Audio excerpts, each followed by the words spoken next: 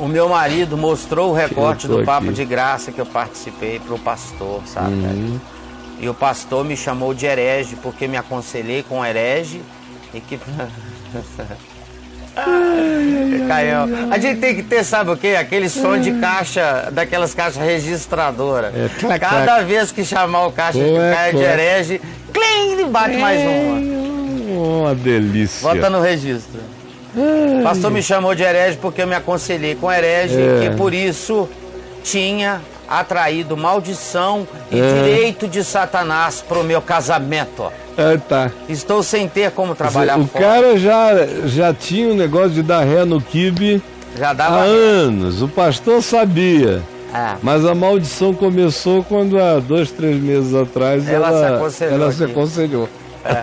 Aumentou a aceleração da ré dele. Rapaz, eu só queria que os filhos desse pastor vissem o que o pai faz com outras almas humanas.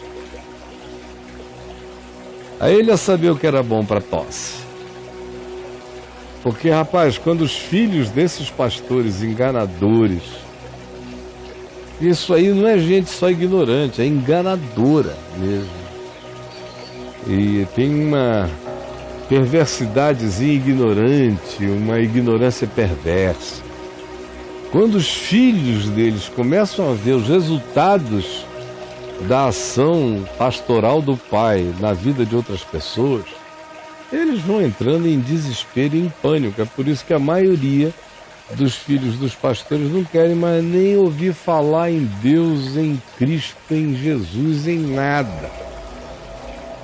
Porque eles dizem, se as coisas de Deus são essas que meu pai representa, eu quero toda a distância possível de qualquer coisa assim.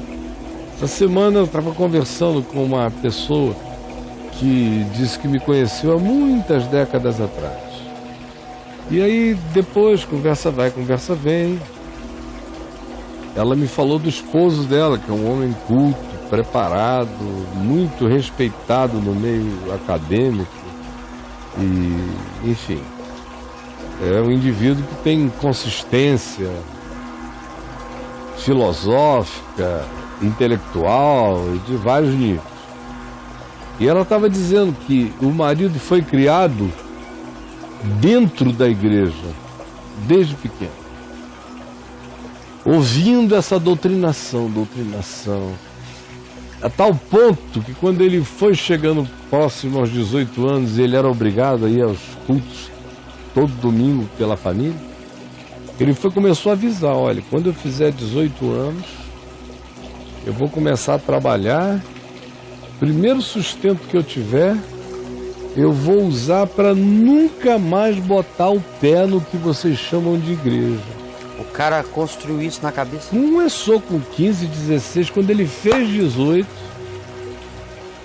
trabalhou, se empregou, chegou em casa, ó, mamãe, papai, muito obrigado, sem vocês eu não teria chegado até aqui, vou continuar sendo filho, cuidando agora. Aquele assunto de Deus, de igreja, disso e aquilo, se vocês quiserem que eu venha e volte, esse assunto tem que acabar aqui entre nós. Isso já aconteceu há anos e anos e anos, décadas passaram, ele já se tornou um senhor.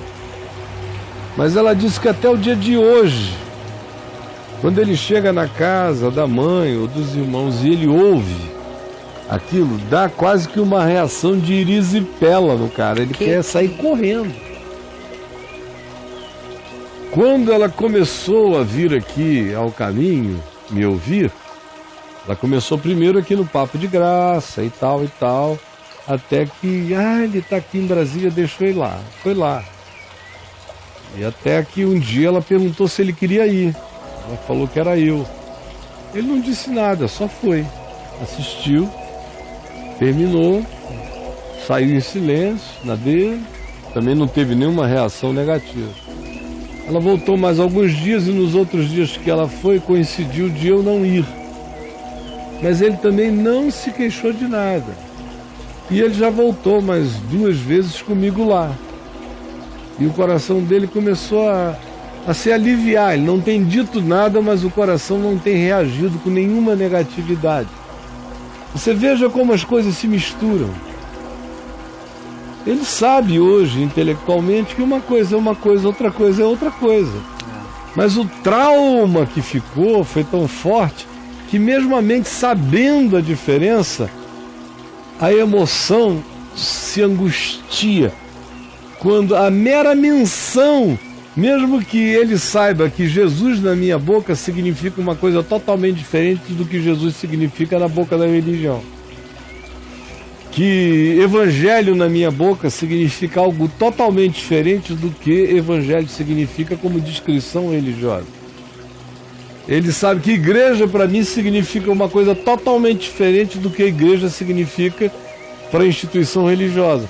Mesmo sabendo de todas essas distinções, o trauma foi tão poderoso que o que ele está conseguindo é começar a chegar e ouvir, sem erisipela, mas não quer também tratar do assunto, porque isso é angustioso, tratar do assunto para ele.